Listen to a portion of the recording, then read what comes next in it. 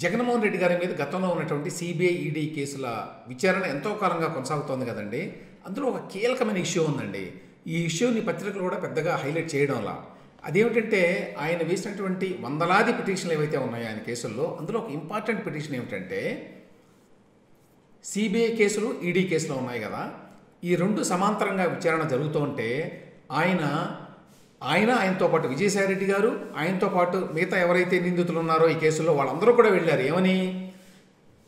CBI విచారణ ముందు జరగాలి, సిబిఐ కేసులో ముందుగా కోర్టు వారు తీర్పు ఇవ్వాలి, ఆ తర్వాతనే ఈడీ వారు విచారణ అయినా చేయాలి, అలాగే వారి కేసులు నడపాలి. అంటే ఈడీ వారి కేసులు సెపరేట్గా ఉంటాయండి అని పిటిషన్లు వేసి దాని మీద కింది కోర్టు నుంచి పై కోర్టు సుప్రీంకోర్టు వరకు నడిపిస్తున్నారండి ఎప్పటి నుంచో 10 ఏళ్ల నుంచి. కింది కోర్టులో ఏమైందంటే సిబిఐ కోర్టులో, నాంపల్లిలో ఉంటుంది సిబిఐ కోర్టు, అందులో ఏమైందంటే వీళ్ళు ఈ పిటిషన్ వేశారు.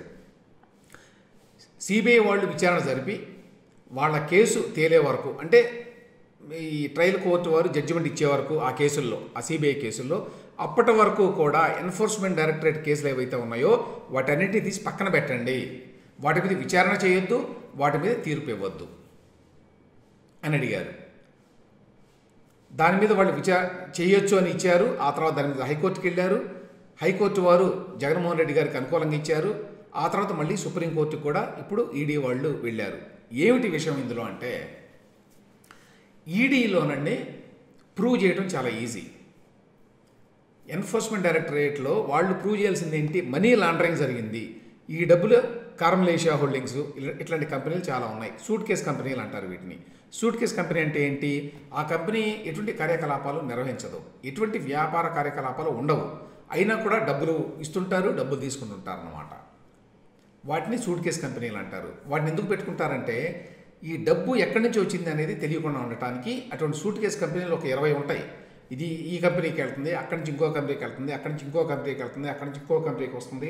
ఆ విధంగా తిరిగి చివరికి మన జగన్మోహన్ రెడ్డి గారి జగతి పబ్లికేషన్స్, సాక్షి మీడియా, ఇందిరా టెలివిజన్ వాటిలోకి వస్తుందన్నమాట. అలా తెలియకుండా ఉండటం కోసం ఇవన్నీ పెడతారు. దీన్ని ఒక మేజ్ అన్నమాట, ఒక మేజ్ అంటారు. దీన్ని మీరు కనుక్కోలేరు దాన్ని ఎట్లా వచ్చినాయి డబ్బులని. ఆ విధంగా డబ్బులు వచ్చినప్పుడు ఈడీ వాళ్ళు ఏం చేస్తారంటే ఆ కంపెనీలు పట్టుకుంటారా, ఈ డబ్బులు ఎక్కడి నుంచి వచ్చినాయి అని చెప్పి పట్టుకొని ఆ సూట్ కేస్ కంపెనీలు వాటన్నిటిని కూడా వాటి లెక్క తెలుస్తారు. కాబట్టి ఈడీ కేసుల్లో జగన్మోహన్ రెడ్డి గారు దొరికిపోవడానికి చాలా అవకాశాలు ఎక్కువ అండి. సిబిఐ కేసుల కంటే కూడా సిబిఐ కేసు ఏమో క్విట్ ప్రోకో కేసులు. అంటే వైఎస్ రాజశేఖర రెడ్డి గారు కొంతమందికి కంపెనీలకి బెనిఫిట్ చేశారు. ఆ కంపెనీల వాళ్ళు జగన్మోహన్ రెడ్డి గారి కంపెనీల్లో వాటికి ఎటువంటి చరిత్ర లేకపోయినా, కొత్తగా పెట్టినా, ఆ షేర్లకి ఎటువంటి విలువ లేకపోయినా ఎక్కువ డబ్బులు అందులో పెట్టుబడి పెట్టారు. షేర్లకు ఎక్కువ ధర వేసి ప్రీమియం ధర నిర్ణయించి డబ్బులు పెట్టారు. ఆ డబ్బుల నుంచి వాళ్ళు ఏమీ ఆశించడానికి లేదు, అయినా పెట్టారు. ఎందుకు పెట్టారు అంటే క్విడ్ ప్రోకో, వేరే ప్రాజెక్టుల్లో వాళ్ళకి లాభం చేకూర్చారు అనేది సిబిఐ వాదన.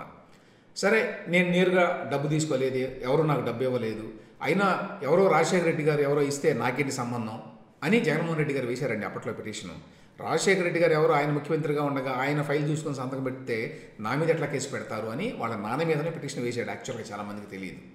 ఇప్పుడు షర్మిలా గారిని అంటున్నారు వాళ్ళు, ఏంటి కాంగ్రెస్ పార్టీ వాళ్ళు చేశారు ఇదంతా, షర్మిల వెళ్ళి అందులో చేరిందని. కానీ యాక్చువల్గా జగన్మోహన్ రెడ్డి గారు అప్పట్లో ఒక పిటిషన్ వేశారు, అదంతా వైఎస్ గారు చేసింది, నాకు సంబంధం లేదు, ఆయన మీద పెట్టుకునే కేసు అని.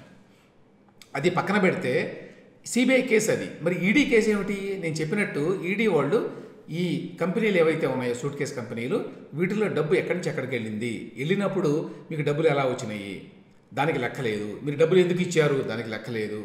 అందులో జగన్మోహన్ రెడ్డి గారు దొరికిపోవడానికి చాలా ఈజీగా, చాలా సులభంగా ఉన్నదండి ఈడీ వాళ్ళకి ప్రూవ్ చేయడానికి. కాబట్టి PMLA, prevention of money laundering act కింద ఈడీ వాళ్ళు ఈయనకి శిక్ష వేయించడానికి కోర్టులో చాలా సులభం. అందువల్ల దాని నుంచి తప్పించుకోవడానికి ఈడీ కేసుల విచారణ జరగొద్దు అని పదే పిటిషన్ వేస్తూ వచ్చారండి 10 ఏళ్ల నుంచి. ఇప్పటికీ తేలా అది. ఇప్పటికీ హైకోర్టు వాళ్ళు ఏం చేశారు, తెలంగాణ హైకోర్టు వాళ్ళు, ఓకే ఈడీ కేసులు తర్వాత విచారించండి, ముందు సిబిఐ కేసులు విచారించండి అన్నారు. ఎందుకంటే సిబిఐ కేసులు చాలా కాలం పడతాయి ఒకటి. రెండవది నేను చెప్పిన అంశం, ఈడీ కేసులు అట్లా కాదు, వాటిని కోర్టులో కూడా అవి చాలా త్వరగానే వాటిని పరిష్కరించడానికి అవకాశం ఉంటుంది తీర్పు ఇవ్వడానికి. ఎందుకంటే దాన్ని ప్రూవ్ చేయడం ఈజీ కాబట్టి, దానికి ప్రాసెస్ తక్కువ ఉంటుంది కాబట్టి. సిబిఐ కేసులో ప్రాసెస్ చాలా పెద్దగా ఉంటుంది, చాలా కాంప్లికేటెడ్గా ఉంటుంది. సో వేస్తే సిబిఐ కోర్టు కింద ట్రయల్ కోర్టు వాళ్ళేమో లేదు మన ఈడీ వాళ్ళు వాళ్ళ కేసులో వాళ్ళు ఇండిపెండెంట్గా వాళ్ళు విచారించుకోవచ్చు, కోర్టులో దాని మీద కూడా కేసు నడవచ్చు సైమల్టేనియస్గా అని చెప్పారు. తెలంగాణ హైకోర్టుకు వెళితే వీళ్ళందరూ వెళ్ళారండి. జగన్మోహన్ రెడ్డి గారు, విజయసాయి రెడ్డి గారు, జగదీప్ పబ్లికేషన్స్ అంటే కంపెనీ తరఫున కూడా మళ్ళీ అట్లా వెళ్ళారు. అక్కడ జగదీప్ పబ్లికేషన్స్ తరఫున అనుకుంటాను వెళ్ళినప్పుడే తెలంగాణ హైకోర్టులో ఏమని వచ్చింది తీర్పు, ఓకే ముందు సిబిఐ విచారణ పూర్తి కానివ్వండి, సిబిఐ కేసులో తీర్పు వచ్చిన తర్వాత అప్పుడు ఈడీ విచారణ మొదలు కావచ్చు అన్నారు. దాని మీద ఈడీ వాళ్ళు సుప్రీంకోర్టుకు వెళ్ళారండి. ఇప్పుడు నిన్న ఆ కేసు సుప్రీంకోర్టులో విచారణకు వచ్చింది. విచారణకు వస్తే దాంట్లో సుప్రీంకోర్టులో జస్టిస్ సంజీవ్ ఖన్నా గారు వారి ధర్మాసనం విచారణ జరిపిందండి. వారేమన్నారు, సిబిఐ కేసులో తీర్పు తర్వాతే ఈడీ కేసులో తీర్పు ఇవ్వాలా లేదా అన్న నిర్ణయాధికారం సిఆర్పిసి సెక్షన్ 309 ప్రకారం ట్రయల్ కోర్టుకే ఉంటుంది, అంటే నాంపల్లిలోని సిబిఐ కోర్టుకే ఉంటుంది అని చెప్పి అభిప్రాయం వ్యక్తం చేసిందట ఆ ధర్మాసనం సుప్రీంకోర్టులో. ఈ మేరకు ఆదేశాలు ఇస్తామని కూడా చెప్పారట. అయితే మరి ఈడీ తరఫు లాయర్లు దీంతో పాటు ఇంకా చాలా కేసులు ఉన్నాయి, వేరే కేసులు కూడా ఉన్నాయి, ఈడీ కేసులు కూడా చాలా ఉన్నాయని చెప్పాను కదా, 8 కేసులు. సో వీటిని కూడా మీరు చూడాలంటే ఓకే ఈ తదుపరి విచారణని 2 వారాలకు వాయిదా వేస్తున్నట్టుగా నిన్న సుప్రీంకోర్టు ధర్మాసనం తెలిపింది. సో మొత్తంగా ఈ వ్యవహారంలో విషయం ఏంటంటే ఈడీ కేసులు త్వరగా కోర్టులో విచారణకు రాకుండా, వాటి మీద ఈడీ ఎటువంటి నిర్ణయాలు తీసుకోకుండా, వాటి మీద కోర్టు వారు తీర్పు ఇవ్వకుండా ఆపటానికి జగన్మోహన్ రెడ్డి గారు అండ్ కో మిగతా వాళ్ళు ఎవరైతే ఉన్నారో విజయసాయి రెడ్డి గారు ఇట్లాంటి వాళ్ళంతా కూడా విశ్వ ప్రయత్నాలు చేస్తూ వస్తున్నారు. 10 ఏళ్లుగా సక్సెస్ అయ్యారు. ఇప్పుడు ఫ్యూచర్లో ఏమన్నా దీంట్లో ఏమన్నా తేడా వస్తుందా, లేదు ఈడీ కేసులు కూడా విచారించవచ్చు అని చెప్తారా లేదా చూడాలండి. లేకపోతే ఈడీ కేసులు ఇప్పట్లో విచారణకు రాకపోతే జగన్మోహన్ రెడ్డి గారికి సేఫ్ అన్నమాట, సేఫ్ జోన్లో ఉన్నట్టు.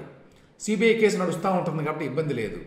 ఈడీ కేసుల్లో త్వరగా ప్రూవ్ చేయొచ్చు కాబట్టి, త్వరగా తీర్పు వచ్చేటువంటి అవకాశం ఉంటుంది కాబట్టి అందులో తీర్పు వచ్చి ఆయన మరి ఈ నిందితుడు నేరస్తుడు అని చెప్పి వాళ్ళు తేల్చి వాళ్ళు కనుక జైలు శిక్ష వేస్తే అప్పుడు ఇబ్బంది ఆయనకి.